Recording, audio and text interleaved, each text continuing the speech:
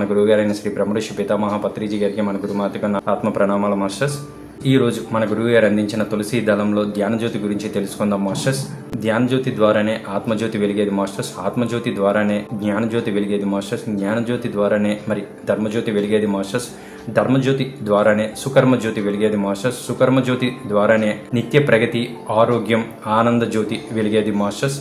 జీవితం ఉల్లాసానికి, ఉత్సవానికి మూలం ధ్యానం మాస్టర్స్. సకల ప్రాణకోటి సౌభృత్యానికి మూలం ధ్యానం మాస్టర్స్. సకల మతాల సామరస్యానికి మూలం ధ్యానం మాస్టర్స్.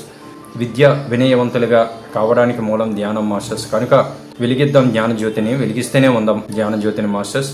సదా మనలో మరి అందరిలోని ప్రతి ఇంటిలోని జ్ఞానజ్యోతి వెలగాలి మాస్టర్స్. ప్రతి వ్యక్తిలోనూ కూడా ధ్యానజ్యోతి వెలగాలి మాస్టర్స్. మనం ప్రతినిత్యం ఎరుకుతో ధ్యానం, స్వాధ్యాయం, సజ్జన సాంగత్యం చేస్తూ అందరికీ నేర్పిస్తూ ఉందాం masters. Thank you masters. Thank you.